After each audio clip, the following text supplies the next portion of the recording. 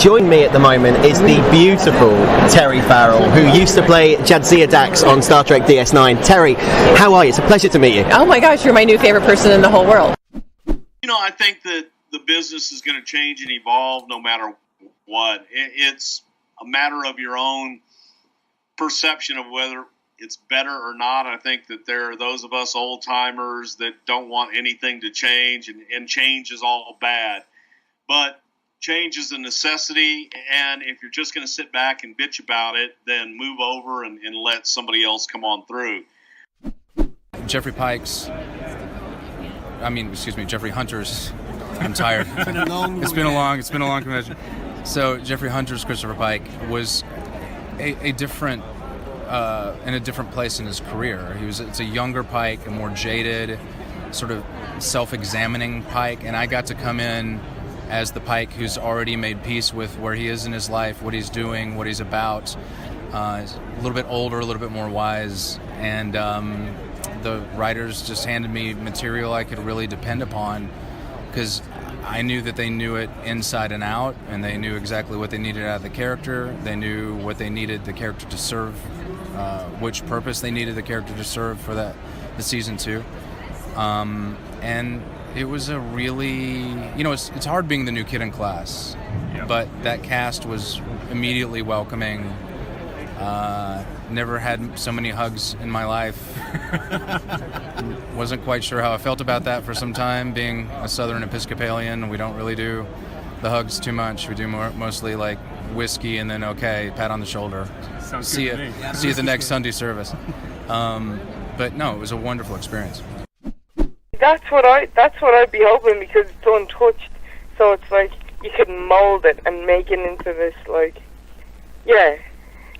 you can make it really into whatever you want it to be, because there hasn't really been a women's division there, so therefore it's not like tarnished and doesn't have this really bad reputation for anything, because there is none.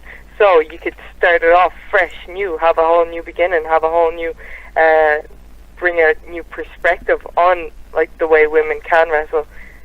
Obviously, in fairness, in the Western world, it's pretty obvious, girls don't have a patch on the guys over here. But, the Japanese women, they're better than, they're as good and better than any bloke, you know what I mean? So if women's wrestling could go that way over here, and then you've got something like TNA, which hasn't had a women's division, and then you can make it into that whole, wow kind of factor as far as athletic ability, then maybe you've got something. And if the women are pretty good looking and hot, and etc., then you got the full package. Everybody's happy. It's been completely wonderful, to be honest. I had major trepidations before I began, for obvious reasons, the expectations of the fans and of the community, and of myself. I really care deeply about my work, and there were so many pressures to manage when taking on this character. But it's just gone so wonderfully. The cast and crew couldn't have been more supportive and warm. And it seems like the fan response has been really great. Coming here to Destination Star Trek in Birmingham was really reinforcing of my confidence and the satisfaction I got from playing this character. So it's been really wonderful. Can we expect to see you playing Spock anytime soon, apart from the short treks? I wish I could say yes. I just have no idea yet. Yeah. I know that they're aware that there's a great hunger for sort of a Pike and Spock spinoff, the number 1 spinoff. I would love to do it personally. I hope that that's my next big thing. And it's totally up to the powers that be. Well, the thing that was better about 97 to me is you had all 3 promotions. ECW had just come into their own. They were finally on pay-per-view, so I could enjoy Taz and Sabu and Rob Van Dam and Shane Douglas and all that great stuff. The Eliminators, New Jack, Raven. I could enjoy all of that in 97 on ECW, and I could flip over to WCW, and I've still got Ric Flair, and Goldberg makes his debut, and I've got the NWO, and I've got Crow Sting, and I've still got some horsemen limping around here and there, and This is from Andy. This is from Andy. Okay, can you take it, Andy? I can. For the whole 500. Here we go. You're wearing a Picard hat. I'm wearing a Picard You're hat. Chancellor Martok in DS9. I was Chancellor Martok in DS9. 22 years later. 22. Piece it together, man. Are you in Picard? No. Oh.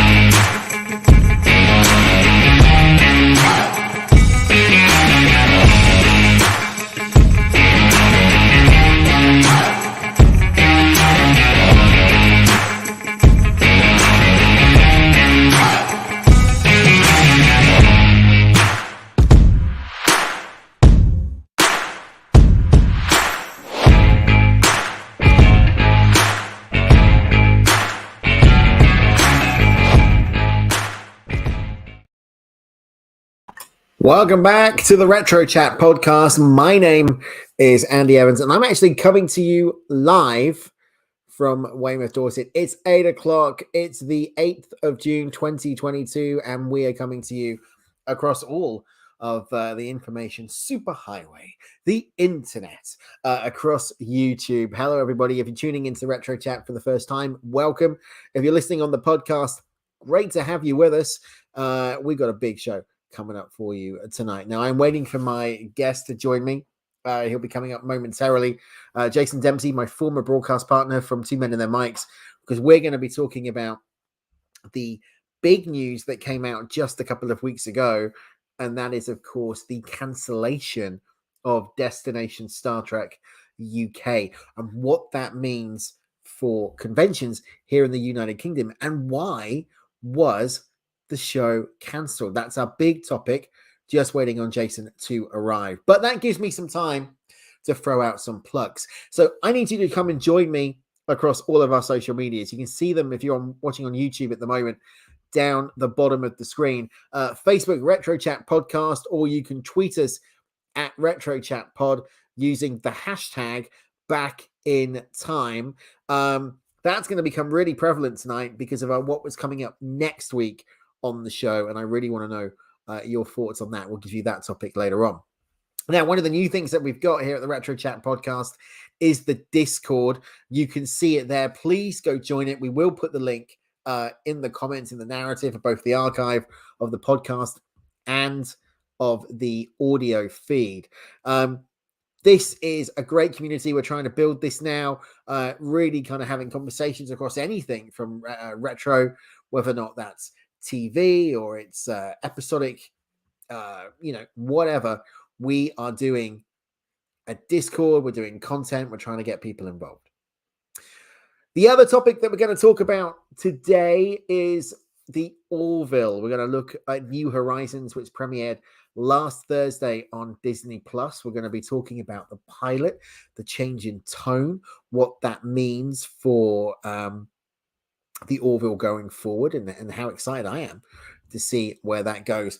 But the other thing that I want to touch on today is what is coming up on July the 20th, because on July 20th, we're going to go back into the quiz archives one more time and do Quiz Night Live 3. Now, Quiz Night Live 3, again, is going to be supporting Julia's House. It's going to be live on July the 20th at 8 o'clock on a Wednesday night.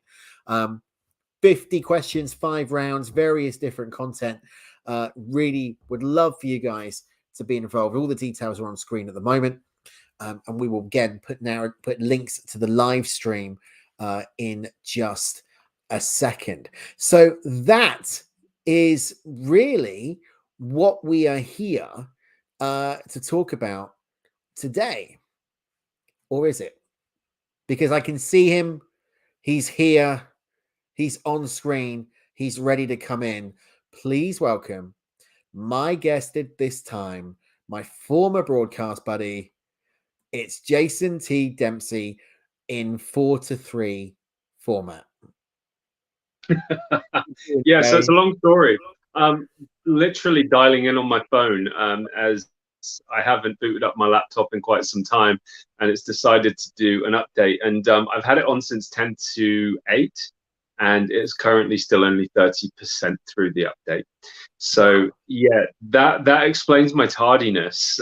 So apologies for that. The phone was downstairs. I was like, any minute now, it's just going to catch up. It didn't. So it's working about as effectively as I feel like I am at the moment. But hey ho, it's all good. Well, that's fine. How are you? We do get to see, I'm good, mate. I'm really good. I was just going to say, we do get to see the man cave. We can see it a little bit more clearer now that you've got the phone. You know, you can take us on a 3 tour. It's still a work in progress. There's a lot that needs doing. So the cabinets behind me, you can probably see they're largely empty. There's a few boxes in them, but yeah, we're working on that. It's getting there. It's just having the time to do it. Yeah, I know what that's like. I know what that's like. Okay, now I know I've only got you for a limited amount of time tonight, so let's really kind of kick on with it, because it was a couple of weeks ago, Jay, that the announcement came out rather surprisingly that Destination Star Trek UK 2022 was cancelled.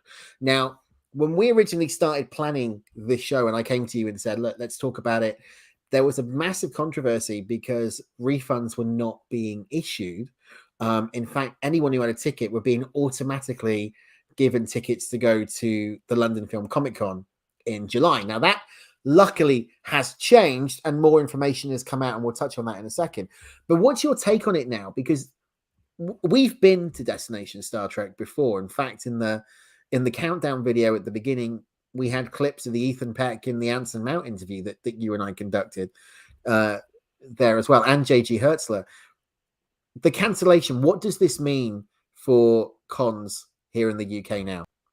Well, I mean, first of all, I'm going to swing around quickly and show you the other side here. You can see up there, ish. So those are all the pictures that we, that we took while we were there when we were conducting our interviews and everything. Had a really, really, really good time at the DST events in the past, and the first thing that really stood out to me with the announcement is the fact that it sounded so final. It really, really does sound as if that's just that's it for UK DST. I think recently, I mean, you mentioned the fact that they've gone back on the whole refund thing, and there was a statement issued by, I think, funnily enough, I think the fella's name is Jason, and that sounded almost read like a bit of a eulogy. You know what I mean? It was like this is it, done and dusted, and we've been the DST team, and thank you very much. Exactly. Now, we've got a copy of that statement. We're not going to go into the bits about the refund because that's now been sorted, and I'm so pleased that they have done that, because that really left a sour taste in a lot of people's mouths. But two things that have really kind of stood out about this. We'll read the statement now from Jason and Mark, formerly of DST London. That's how they've ended it. And then I want to talk about the whistleblow. Now, I don't know if you've seen this yet, but we'll talk about this in a moment. Now, we would like to talk to you not as the organizers of DST, but as ourselves, to you all, and address the stress and issues over the last few days. First off, sorry, and we mean it. We're truly sorry. The unexpected cancelling of DST London this year was not in our control. We desperately tried to find ways to make this work for everyone that loves DST London, but it became an impossible task. And for our part in this, we are truly sorry. We only ever acted to save as much of DST London that we could, so we still had a Star Trek event in the UK in 2022 to keep that dream alive. We didn't want to let you, our fellow fans, down. They just wanted to meet all the guests that had already committed to attend and have an incredible weekend. At least we've managed to get the refund ticket options in place, and I hope you can see that we're trying to do the right thing. Now, thank you for your support over the past 9 years, and we personally thank you for your understanding and trust. And we're truly sorry for anything that we may have done or have not had the power to stop that made you unhappy with us. Respectfully and sincerely, Jason and Mark, formerly DST London. So you're right. Absolutely. It sounds like it's the nail in the coffin for Destination Star Trek UK. Yeah, and that's sad. I mean, you've got to wonder, these strings are obviously being pulled by the Godfather, so to speak, the big boys at the top, the corporations, Paramount, CBS, whoever it is. Why? That would be the question I'd want to know. I mean, a convention is a convention. You can't tell me they didn't make any money out of that. And I think it's it is telling that, and we've discussed this as well, that Star Wars and Disney have just announced that they're going to be putting on the annual Star Wars convention, the Star Wars Celebration, I think they call it, in London next year. So there's got to be money in it. There's got to be a need for it. There's got to be a want for it. The market is there. Why axe it? It doesn't make any sense to me. It really doesn't. And Paramount have actually come out and released a statement, because we've had the whistleblower. We'll talk about that in a second. And they've gone, given the unpredictable challenges of in-person events at this time, we wanted to focus all of our resources towards delivering one strong show for European fans, as opposed to two events that are a few weeks apart. We look forward to celebrating, with the fans later this year in Germany.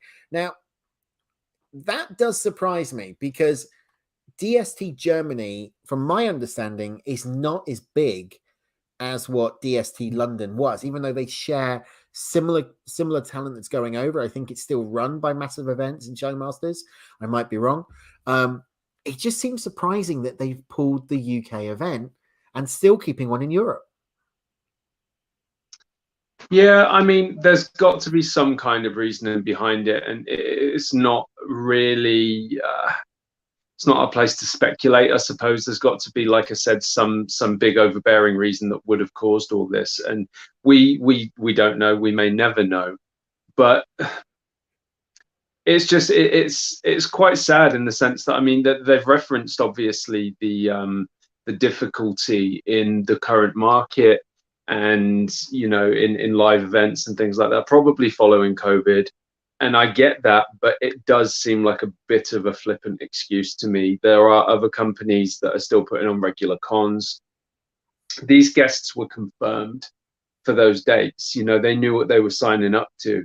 So to all of a sudden then just out of the blue cancel it and rearrange their dates for LFCC, it just seems a little bit off to me. It doesn't make a lot of sense. So yeah, God knows what's going on there. I wouldn't like to speculate. I wouldn't like to hazard a guess. Something's going on, but who knows what. And I mean, ultimately, you've got to think back as well. I think, and this is probably to me, this is a valid point. You've got to think back to the previous few DSTs that that have been held in England. I think last year's was London, if I'm not mistaken. The one before that, pre-COVID, was Birmingham. Yeah.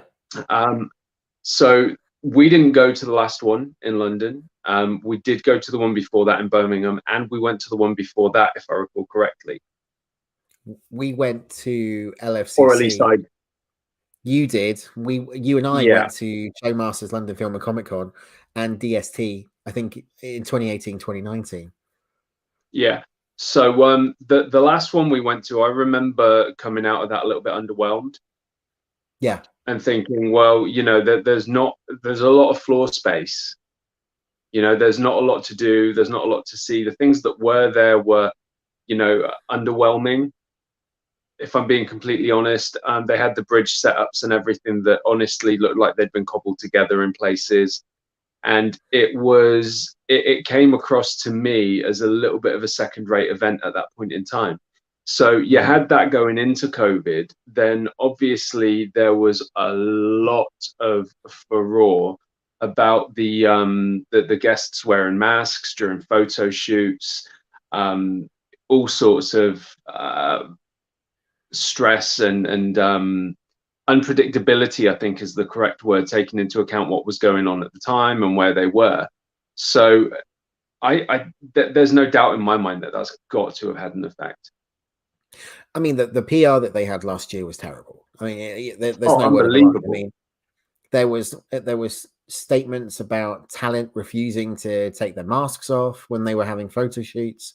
You actually saw photos. I know you shared some with me of some of the performers literally sat there, you know, more like 2 meters apart, social distancing. Bear in mind, we didn't have restrictions at that point, with the mask on. So that personal contact that you had with them, which you're paying, let's be frank, the money for, was gone. But at the same point, you got to think, we were in a pandemic. You know, there were things happening at that point that they didn't feel comfortable for, so they shouldn't have come over. That's a different kettle of fish.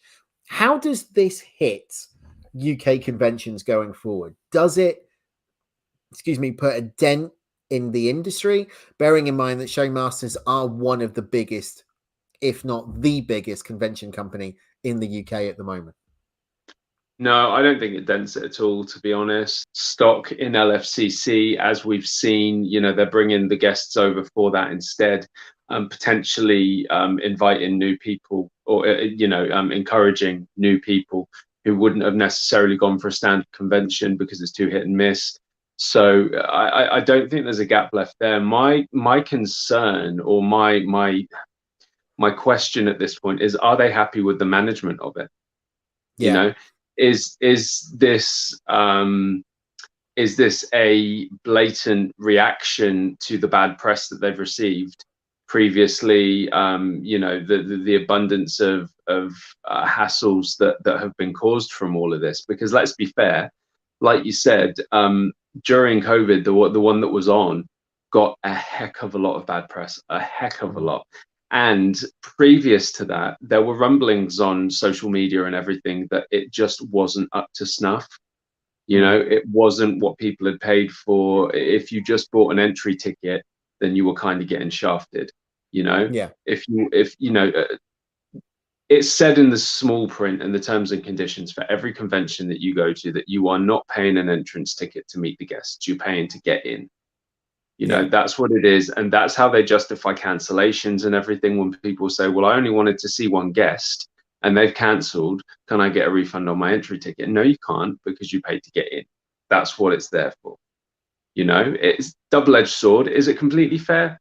As a victim of it myself, no, I don't think so. But it is what it is. It's there in the small print for everybody to read. So what's the difference? What's the difference? I'm going to interrupt you there. What is the difference between that and the old adage of cards subject to change?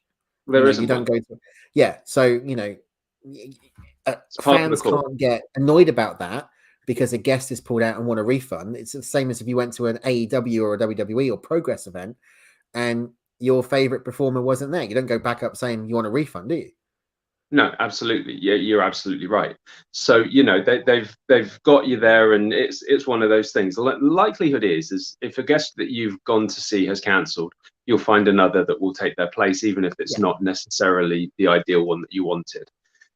So, yeah, they've got you with that one. But my point that I was getting at is that if you're going to DST just to get in, you're not getting a lot for your money. You know, you're getting a potentially lackluster museum section, be it dedicated to Picard or whatever else they've done over the years. You're getting a handful of stalls that are limited by the very nature of what they're selling, because a Comic-Con, you can attract vendors from all sorts of different fandoms and different genres and different products, etc., etc. Star Trek, you're a little more limited. So I think personally that these are all little things that went towards the decision that was made. I think the PR reasons are probably a little less than honest. I do agree with you, but there is a fan theory going out, if you will, at the moment, that Paramount, Viacom, CBS don't give a damn about the UK audience anymore, because of what has happened in 2022. Now you're looking at Discovery being pulled, 48 hours before it was due to air on Netflix at the end of last year. You've got Strange New Worlds yet to air over here. We know it's airing in later this month on Paramount Plus. Is there an argument there? Is there an argument that Paramount are going, we just want to, we don't care about the UK market anymore?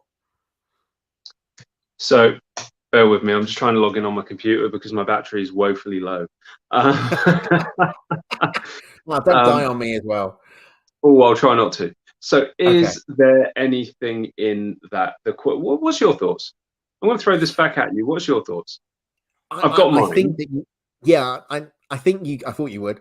I think you can look at fan theories and conspiracy theories everywhere you go. Right. I think Paramount Plus is a business decision. They knew it was launching over here in the UK. I expected it. I expected they believed it was launching earlier in 2021. So there's been a delay on the Sky aspect of it, or the licensing agreements for some of the products that they're going to be airing on that, which has been a knock-on effect. Now, what would have made it better was if that was the case, if Paramount had actually owned up, put a press release out saying, look, it's been a cock-up, it's going to be delayed. This is why Discovery's been pulled. This is why SNW is not airing at the moment. They haven't done that. It went to black, and now obviously it's airing in the States. But I think fans, especially internet fans, are very quick at going, oh, well, we're being screwed over because, damn it, we're not getting it. And we pay our subscription for Netflix and we're not getting it. And damn it, I've got to watch it on Pluto and there's no replay. And just be lucky you got it at all. Geez, you sound like my ex-girlfriend. Oh, God. I know her as well. So do you know what? For the most part, I agree with absolutely every word you've said there, which is a rarity in and of itself. So yeah, Paramount Plus, let's look at that for a second, because there's not every chance, there is absolute certainty that is a good part of the reason. Not a good part of the reason, sorry, I'm veering off there. That is a valid part of what you're talking about and everything. The app, so didn't launch over here, irrespective of when it was supposed to launch, whether or not it was delayed for some reason or another, doesn't matter. That is the reason that nothing has been airing over it. Absolutely the reason, because whether it was supposed to launch earlier in the year, or whether it was supposed to launch when it's going to next month, later this month, whatever it's going to be, the plan, as there is with any product, is to sell it. And if you are giving Discovery Season 4 to Netflix, you are not selling your product to the fans that only want Discovery. You know what I mean? If you are giving anything to any other network, then you're not selling your own. And that would be counterproductive at this point in time. They know it's coming. They knew it was coming to the UK when Discovery launched, which is exactly why they pulled it. And who can blame them? Why not pull Picard? If that's the business case, why didn't they pull Picard in January on Prime? Now, that's an interesting one. And I would imagine that there is probably some kind of small print that is some kind of contractual obligation that is, relevant to that. Maybe when they signed with Amazon Prime for season 1, they agreed in writing or whatever else to then air, the subsequent series if it came to fruition. At that point in time, don't forget, we didn't, and they didn't even know there was going to be a second season. No. Discovery is slightly different. It's an ongoing series, whereas Picard was a mini series that potentially only got an extension because of just how popular it was proving. And I know it was that season 2 was announced pretty much coinciding with season 1 starting. But my reasoning for saying what I'm saying is that the amount of buzz that was there, Paramount would be aware of that, Viacom, CBS, whoever it is, they would be aware of that. And that in itself would be reason to pull the trigger. Yeah, absolutely. So that's my viewpoint on the Picard situation. Discovery, when you're negotiating for a brand, if you are negotiating for something that's an unknown quantity, then you're not going to pay as much. You're not going to put as much into it. Discovery was an unknown quantity. Star Trek was essentially, TV-wise, it was dead. Oh yeah, it was dead in the water. Whereas Picard was a brand name. It was a continuation of possibly the most popular Star Trek series in history. Amazon, whoever was negotiating that deal, probably had an awareness of that and said, "Well, okay, if we're going to do this, we're going to do it properly." Whereas I get the feeling that Discovery was a little bit more of a lottery at the time. So, I mean, your points there are totally relevant, because one of the things that people are really getting annoyed about, and it's kind of, I think bad things comes in threes, doesn't it? When you're in certain things, Destination Star Trek gets cancelled, Paramount Plus gets announced to be launching, everything's going to be on Plus. Oh, and Strange New Worlds is coming, but only the first 3 episodes, and then it's going to be released weekly. We're already on episode 6 in the US, and I'll tell you what, it's amazing. It's brilliant. It is absolutely brilliant. But Paramount are launching with a 7-day free trial. Any user can have a 7-day free trial when they take it up, right? So in that respect, why would you put the entire Strange New World series up for download, or get it up to, what the release date is at that point, match it with the US, when people are going to sign in 7 days, binge it, cancel out? There's your hook, right? Exactly. I mean, let's be fair. When Netflix first started, Netflix was it was its own beast. They started off dishing out DVDs through mail order. You know what I mean? When they actually started doing streaming and downloading, it was completely new.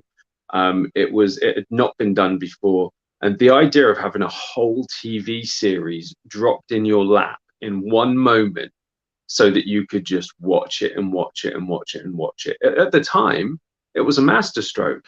They were the only people doing it. They were dropping new content all the time. They had, business deals with all of the top movie and TV companies, production companies in the States primarily, because let's be honest, that's where the majority of this entertainment comes from.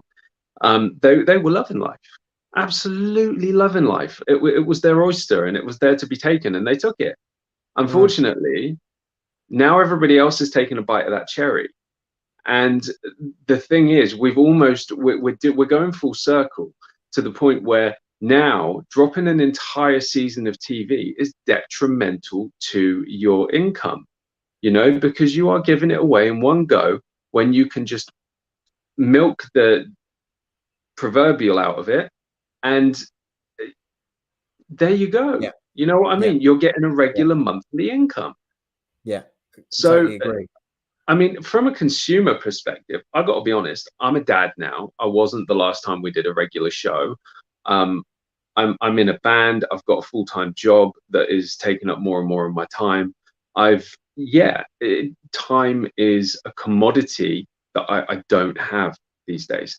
So being completely straight with you, going back to the model of weekly releases, but with the modern twist of being able to tune into that whenever you want, that suits me down to the ground. So I fell behind, and you know this. I fell behind on Picard around 2/3 of the way into season 2.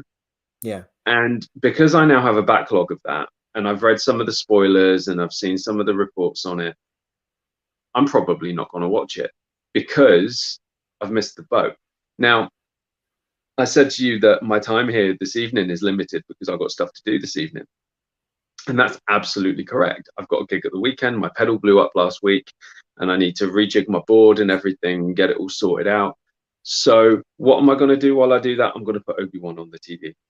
And I'm going to stick that on the TV while I rejig my pedal board, and I'm going to enjoy it knowing that actually I've kept up with it, because it's only one episode. Does the wife know that? Yes, I've already told her. That means she's putting a stopper on Downton Abbey tonight. It's actually not too bad for a period drama. I picked up little bits and pieces. God, no, it always happens with you. We always kind of go off topic and talk about something completely different. Mate, it's been brilliant getting you on. Your half an hour that you told me is pretty much up. I got 60 seconds left. To be fair, it's not that cut and dried. I'm still available for a few minutes if you want to carry on for anything. Yeah. Let's do it, because I think just going back to the convention, thing before we move on, that I think to kind of put a bow in that one, there's a lot of conspiracy theories going about Paramount Plus, about Viacom, about CBS, about DST. I think it's a case of, like you said, I think the PR from last year didn't help. I think the pandemic is a bit of a scapegoat in respect. Hugely. Yeah, what I am pleased about, and this show was going to take a completely different twist up until Saturday, is the fact that Massive Events and Showmasters are now doing refunds. Because it's one thing to say, and I go back to your comment earlier on about if a guest pulls out, you don't get a refund because you're going to the con. But when the event is cancelled and you're shifted to a date that you cannot attend. I mean, it was clear in print in their terms and conditions that if the event got cancelled, you were entitled to a refund, but they were clinging on to that. Well, it hasn't been cancelled. It's been moved and amalgamated and assimilated, if you will, into LFCC. You know what I mean? So, but that didn't wash. It was completely unlawful, and that became apparent very quickly. And I don't believe for a second again that it was Jason and his team that were responsible for that. I think that probably came from up above. Everybody's got a boss somewhere. Yeah, absolutely. I mean, I've reached out to Jason and Mark and Jill, who was the whistleblower from Massive Events. I've had no response. I was hoping to bring one of them on to the show tonight to chat through it and talk more with them. If they are watching this or they hear about this, I would love to speak to them, and I'd love to bring you on and chat more about it, because there is a lot more in this situation. Now, before you go, good sir, you mentioned a series on Disney Plus called Obi-Wan Kenobi. Now, I am only one episode in, okay? And I'm only halfway through that episode. So tell me, give me your thoughts. For me, what I've seen so far, I'm in love with the series. What do you think of it? I mean, you haven't scratched the surface. You can talk. I mean, I remember this one time that we talked about Final Fantasy VII, and I asked you how far you'd got playing that, and I'm never ever going to let you forget this. And you said, well, I'm a little bit in. I got off the train, which is like the first thing that you do in the game before you even control your character. He gets off the train, right? And that's kind of where you're at with Obi-Wan too. I'm just going to put it out there that I'm a dad. I wasn't a dad when we did Final Fantasy VII. I was actually. I'm a dad. You were. I've got a full-time job. And I've got a full-time wife. I can't say I've got a full-time band because I don't. And I'm a lazy git. So, that's my excuse. I haven't got time to watch all of these TV series in one. Yeah, well, you were probably a year or two older than me when it first came out. So as far as I'm concerned, you've got no excuse to have not played it in the past anyway. I was very I was very withheld in my gaming life at that point. I played Mario and Sonic. Anyway, what do you think of it? Give me your thoughts. How's it ranking? Because in you made a comment to me on our WhatsApp that in some ways Star Wars now is kicking more ass than Star Trek.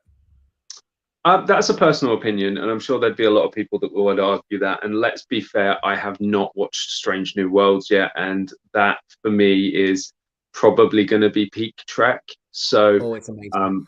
I'm really looking forward to that, and I'm really looking forward to enjoying some Star Trek again. I've got zero interest in season 4 of Discovery, although I'm sure I will watch it when I get Paramount Plus just to justify the cost of the subscription.